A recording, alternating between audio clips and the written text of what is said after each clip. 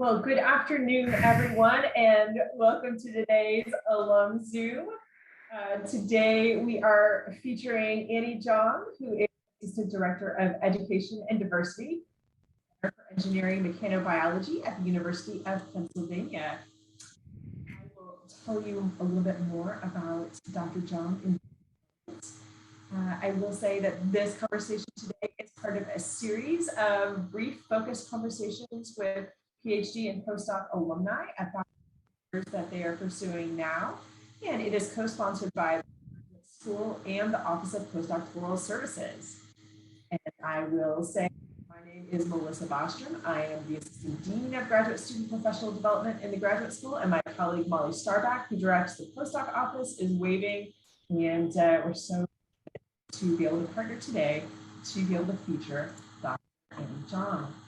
So Annie received her A in biology, cum laude, from Barnard College at Columbia University, and her PhD, of course, from the Duke University program in Genetics and Genomics. After finishing her doctorate, she worked in the Professional Development and Career Office at the Johns School of Medicine, first as program manager in graduate career, and then she was promoted to assistant director for career education. She moved into her current role in April 2019. The Center for Engineering MechanoBiology at the University of Pennsylvania is an NSF-funded multi-institutional science and technology center. And in her role, Annie directs the center's undergraduate and STEM outreach initiatives and strives to make a more inclusive and cohesive graduate and postdoctoral community through trainings, mentorship, and recruitment. I got to know Annie while she was at Duke because she was a participant in the Emerging Leaders Institute, which is a leadership development program by the graduate school and the Office of Postdoctoral Services. She is a certified university career coach. Her top 5 Clifton strengths, for anybody who identifies those, are harmony, responsibility, restorative, developer, and consistency. And she identifies this type as ISTJ. She's really invested in learning more about people and supporting graduate students and postdocs. So we're so pleased to feature here today. Please join me in welcoming Dr. Annie Jeong with a warm round of virtual applause. Well, thank you so much for having me today. That was a very nice introduction. Of course, my pleasure. So I will tell everyone we'll begin today with the 5 career questions that we ask all our guests. To address questions that came in through the registration. Feel free to ask your questions. You can use the raise hand feature if you want to jump in, or post questions in chat if you're in a place be on audio right now. And so we'll begin with the first question. Annie, could you tell us about your background?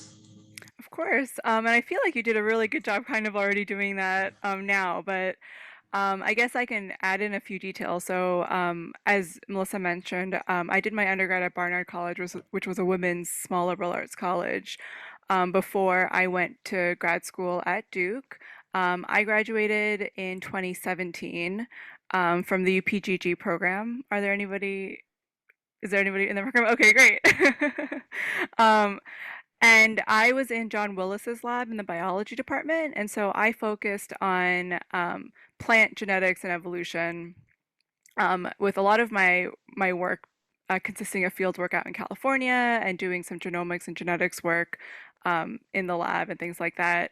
I think sort of early-ish maybe in my PhD career, so maybe like soon after my prelims, I realized that I didn't want to be a faculty member, and that's something that I had originally gone to grad school thinking I wanted to do. And I think part of that was that I didn't really know what that job really entailed coming from a small, like undergrad focused school. And so kind of, after my prelims, I started to explore different career options. And so I did, attend different professional development talks and panels about different types of careers.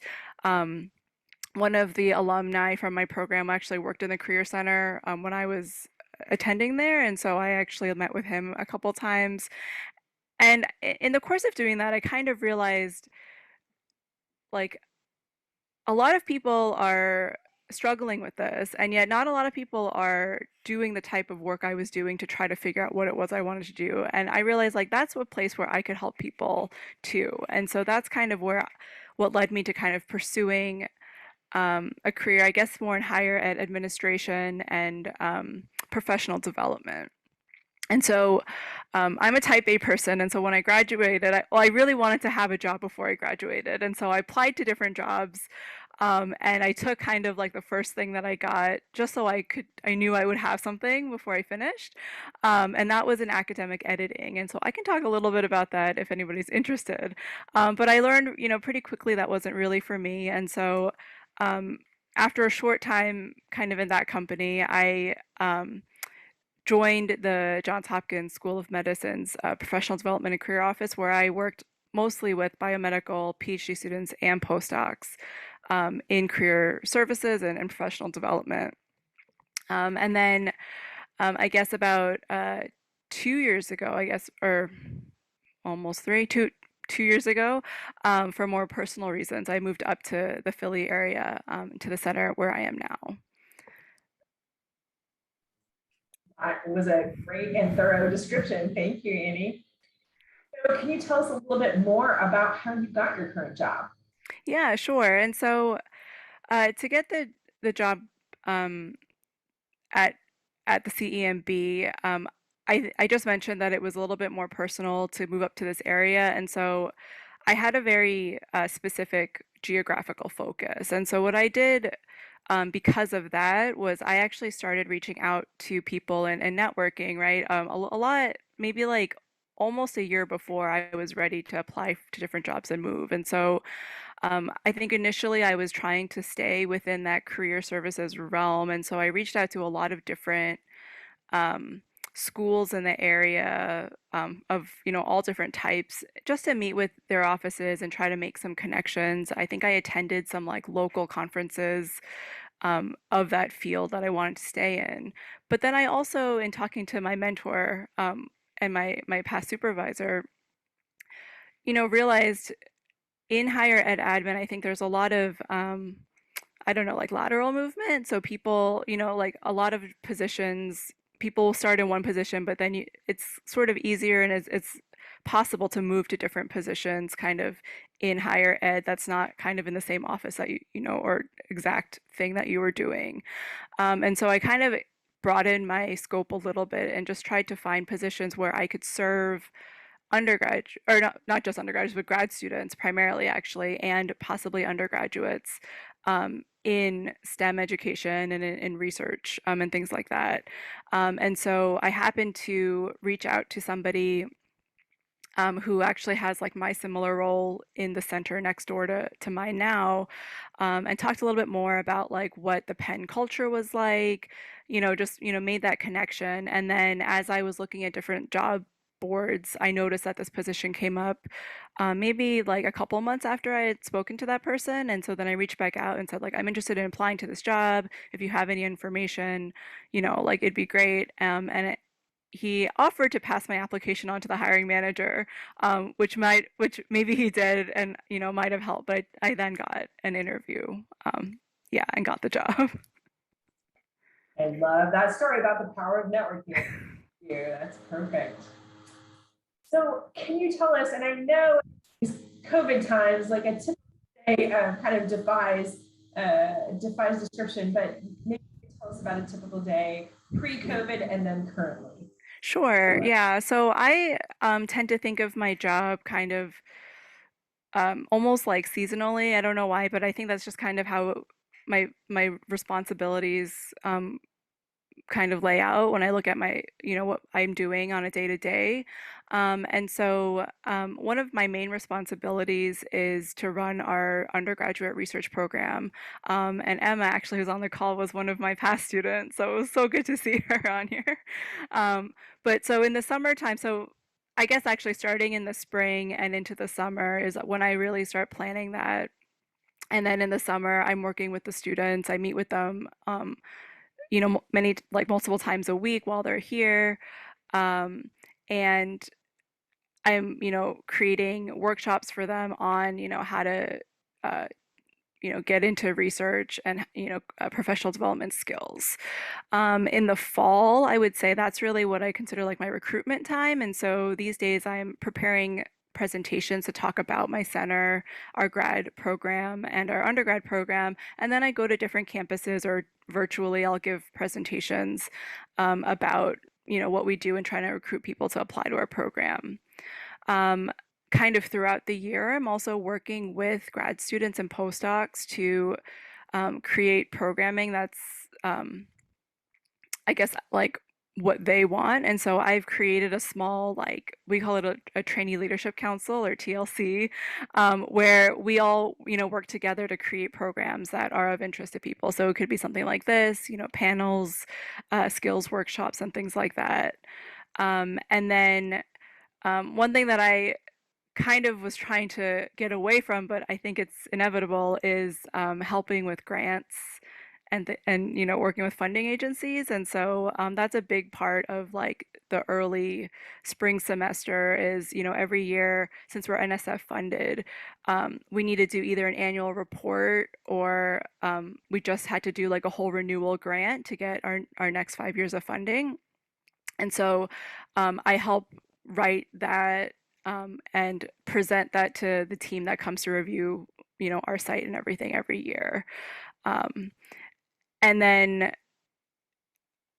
I think kind of, on top of that, I guess day to day, that really boils down to a lot of emails, which I guess you guys have probably heard about and are already getting familiar with. Reaching out to different people with different expertise to either, get advice from them or information from them, or to get them to help lead different programs that I'm running, and meeting with the people that I answer to, which is the director of my center and our education and diversity faculty directors to kind of keep them in the know about what I'm doing. Terrific. Thank you. So for the graduate students and postdocs who are on the call and interested in pursuing a career in academic administration, what can they do to explore this employment sector and prepare themselves for it? Yeah, I think the best thing, easiest, like most enjoyable thing you could do right now is to probably like do informational interviews and talk to people. Everybody's role is different, and there's so many little pockets and offices across higher ed admin that do similar things and also slightly different things. And so even when I was like finishing up in my PhD, I think I reached out to a few people that were alumni or just newer graduates like in the graduate school to talk about what their career was like. On top of that, a lot of what I have to do involves like program development and management. And so if you're able to get that experience in your training right now, whether that's um, I think like being on like the seminar series committee, right, where you invite people to come and speak, or I know UPGG at least had like a student run retreat committee and like social event committee. I did all of that. Um, and doing outreach, small things that show that you can teach or at least, talk about your work. I think that would all really help. Excellent. Thank you. And now I'm going to ask you $1 million question. What's the employment outlook look like in this field from your perspective, Mm-hmm. as we maybe look toward a time when we might be maybe exiting the worst crisis period of the COVID pandemic? Yeah. So first, I guess I didn't really address this, but honestly, I don't think my position has changed so much during COVID. My center is already a multi-institutional center, so we've done a lot of things virtually already because I have people at all different institutions, and so we've just actually gotten like a little better at doing that. And certainly, like my summer program in 2020 had to be virtual, so there was a lot of adjustment and like figuring out how to do that. But um, we've been able to kind of continue to offer something. Some things we had to scale back, but we've been able to continue to offer some things. In terms of like the employment outlook for careers in like education and outreach or diversity, I think that they're actually pretty good. I'll say like my position and a lot of these positions are like soft money funded. I don't know if you guys are familiar with that term, but they're tied to grants. And so that's one thing to consider. But the NSF at least has a lot of these really big programs that all are looking for broader impacts and outreach. And so these places are hiring staff to help with that. I also think I've noticed, especially on the diversity and the DEI front, especially after last year, there's a lot more um, interest and call for universities to like make that a priority. And so I've seen a lot more positions open for that as well. Great, that makes a lot of sense. Thank you. So I want to turn now to some questions that came in through the registration, and then I'll also share. I saw there was a question that came in through the chat, and we'll get to that too. So how did you keep motivated and have a work outreach balance during graduate school? Yeah, graduate school is a really long time, and there's definitely ups and downs. Um, I think in terms of keeping motivated, I tend to like to have different projects to work on. So in a way, right, if I'm procrastinating or don't want to do one thing, I have something else productive to do. I definitely think having like, I don't know, at the risk of sounding like really basic, like having a tribe, right? Like a group of people that you can commiserate with, especially, and get help from, I think was really helpful. In terms of having a work outreach balance, I guess is I'm guessing that means like doing outreach with the community. Um, I would say that I actually did a lot more outreach like in my early years, and then when I had a little bit more time, I think, and honestly like a little bit more motivation because there's definitely a part in grad school where you do have to buckle down and focus on, getting your thesis done. And so the later years are kind of filled with that. I do know like towards the end, instead of going out to different schools, because I think that's what I did primarily in uh, like in the early years, I actually found a couple of programs that were virtual. So I don't know if there are any plant people here, but the Plant Biology Society has this like online mentoring program where you're paired with like a school and like a group of students through this program, and so you just like review what they do and you can meet with them and talk with them. And so it was kind of lower, I don't know, it was just like a little bit easier to do. There was a lower like activation energy to do that. And so I still tried to maintain doing something like that over time. And in terms of like getting the job, I think it's all about kind of how you talk about your experiences. So even if you did them, several years ago instead of just last year, you can still talk about it and sell yourself using those experiences. Thank you. That's very helpful. And if the person who asked that question in registration is on the call, feel free to follow up and clarify anything you want to know more about. I think, Annie, you've already addressed this question, but there was also a question, what was your job search like and how did you approach? Mm-hmm. Do you want to talk about maybe kind of your job search kind of straight out of graduate school? Yeah. Sorry. I have to wave my arms so my lights will come back on. Yeah, that's a good question and a good thing for me to add into because I think my job search, right, for this current job and what I tried to do right after grad school was pretty different, I think. And so I think I meant, so yeah, when I was applying for jobs, I mentioned, right, I didn't want to graduate without a job. And so I actually went about applying to jobs like even in the beginning of my last year. And to be honest, like, I don't think that was the best thing because it turns out, like, I think I interviewed at least one place. Um, but for a job like mine, like, I think that they want to hire somebody within the like just a few months of when like they want someone to start within the few months of when they get hired. That's different from like academic faculty jobs, right, where you can get hired and then kind of defer it for a year or maybe even 2 years. And so um, I think what was helpful in doing that was that I was able to build that network. One thing I try to do when I apply to any job is to find out who the hiring manager is if possible, which I know it's getting harder and harder sometimes now.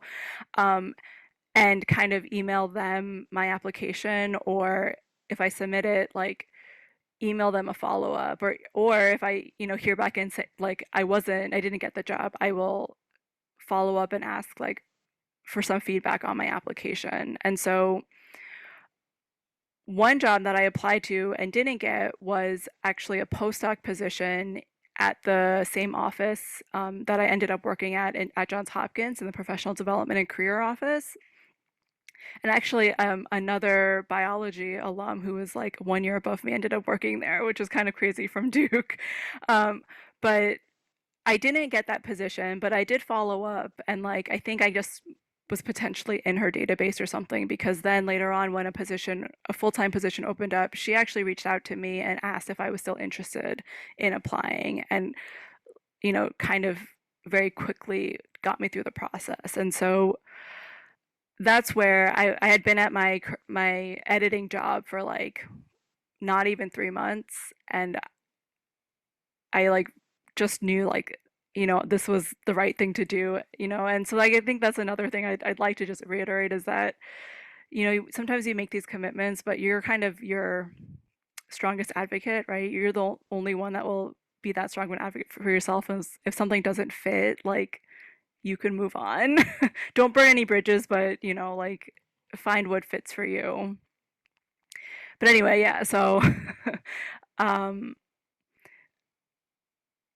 for that one, I cast a wide net. I applied to lots of different places and lots of different positions. But eventually, right, it was a closer connection that I had made, or at least tried to make, that also ended up working out. I love that story of actually building that lasting connection, even from something that it didn't seem like you were initially in. That's terrific.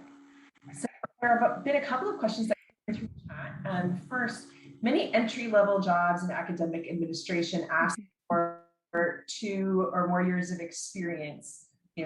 Is this an obstacle you encountered it? How did you surmount it? How did you style your application materials to address experience? Yes. So one thing that I tried to do was really treat my graduate experience, because if you're a PhD student, as a job, right? Because that's kind of what it is if you're a PhD student. And so it's actually interesting. I think when I first applied to the professional development position, um, I asked to make sure that she wanted to see if they wanted a CV or a resume. And for that position, they actually wanted a resume, right, where you're actually breaking down and talking about the things you actually did. And so one thing I was careful to do was, instead of listing all this stuff about research, I broke down based on what skills I thought the position wanted and what it said in the ad, like the different roles I had. And so I focused a lot more on my extracurricular type things that I did there. Um, and that one I think, I learned kind of after I got there that one of the big pluses for hiring me was that I had the grad student experience, and so I could relate much more closely to the people I was going to serve. And that actually was really beneficial. Um, it's a little bit weird, I think, at first when I started, because I was just here, what do I know? But you kind of get over that quickly, because you just, meet a lot of people and you learn about a lot of different experiences that you can then relay to others and things like that. Um, I will say I did also apply, I know at one point, to be a pre-health advisor, and I got an interview for that at Brown, which was another place that I was interested in going to. And I think there, my lack of actual advising experience, like wasn't helpful, or didn't get me the job. But I think there's ways, if you've mentored students in the lab, um, that's one of the big ways I think you can try to sell this advising or, mentoring experience. Yeah. Thank you for that. There's another question about your academic editing job. What was that? What does that entail Sure. for folks who haven't heard about it? Yeah, so I actually I can talk a little bit of how I got this job too. Actually, one of my friends in my program left with their master's but had a position at this company, and so I think having that connection also maybe helped me get the job. But this was through Research Square, which is actually a Durham-based company, and they are the parent company of AJ American Journal Experts, AJE, which is like a contracting editing company. And so basically that position was a fully remote position, even before the pandemic. And it entailed like not copyright editing kind of because they want people with PhDs who know the science a little bit, but editing other people's writings. And so a lot of times they're writings from like non-English speaking authors. And so you're just helping them kind of making the grammar and the flow better so that they can submit it for publication. I think that the company also expanded to now they also do like illustrations for people who might want help with figures or to do like abstract illustrations and things like that. Um, but actually, I think this is true that if you're a grad student or a postdoc, you can sign up to be a contractor with them. And that might be a great thing to do if that's something you're interested in. I'll say it wasn't for me because back then, at least, I didn't like the fully remote like nature of the job. And also, to be honest, like my least favorite part of grad school was reading papers. And so for a job that was just reading papers all day long, it was a little bit hard for me to do. And I should have known that maybe before, but yeah. um, but I like with that, I think I learned really great things in all these positions I've had. So that one, I mean, I do really like editing people's work. I like helping people do that. And that actually gave me, I think, better skills, you know, to catch different mistakes, but also provide like constructive, uh, non-aggressive like comments, I guess, which I still use kind of as I help students and stuff, edit their CVs and application materials and things like that. Excellent. Thank you so much for that answer and information. Yeah, Getting a thank you in the chat. sure. Yeah, I actually would also add if you're interested in that, I definitely would recommend trying to contract with them a little bit before so you know what it's like before trying to do it full time. Great. So attendees, we have time for maybe one more question. Does anybody have a burning question to share? I have a question if we have time. And this is just going to show how clueless I sort of am. But when you say you reached out to people for either informational interviews or about certain positions, was that sort of just sending people an email? Was there always like an already posted job position, or were there sometimes nothing advertised, but you still wanted to reach out or see if there would be, or just what did that mean? Yeah, so I actually think it's better to try to reach out to people before you have an ask for them, right? So before a job is posted, try to at least start a relationship, right? Or something, make contact so then when you actually have something to ask of them, it's not like, who's this person? Like, what are they asking me for? So I actually reached out to people whose jobs just seemed interesting. And so I looked kind of on LinkedIn, just around like at Duke. I looked at different offices. Like when I was there, oh shoot, there's that no, there's this new office out of like the med school that was fairly new at that point, and they had a whole bunch of new staff. And so I like once I figured out like that was an office that existed, I just reached out to different people there, and I just sent them an email and I like gave a short introduction of myself, and I said I'm interested right in your career path, like would you be interested to talk over coffee or maybe even just like 15 minutes so I can learn more about your career. So it really is just like, I want to learn about you. And I think people are often really happy to do that, right? Because we like to talk about ourselves and we want to help other people. And then later on, like the one thing that I'm still working on honestly is like maintaining strong relationships. And so, you know, a good the good strategy would be try to like every now and then send them updates or like somehow try to connect again. But then when you finally have that ask or whatever, or like when you're finally on the market, you can be like, hey, like I'm on the market now and share your resume or whatever. Um, for the positions in Philly, so I did that with like any office that I was kind of interested in to see if like in the future, in the next coming year, they might have something. I did also look at job ads, and I think I mentioned I started looking a little bit before I was ready to apply. And so all those jobs I assumed would kind of be filled or, they were probably in the process, but I was able to find some names based on the offices or hiring managers at that time to kind of, connect with. Well, that I think is a perfect to end today's conversation, not only learning from Annie's expertise, but then learning how to take those next steps and apply them to your career development. Thank you so much to Annie. Please join me in a warm round of applause for sharing her experiences with us today. Thank you all for being with us, and we'll look forward to seeing you at future alum Zoom conversations. Thanks, everyone. Yeah, thank you. And I'm gonna put in the chat my email just in case you guys need it. That is very kind of you. Thank you.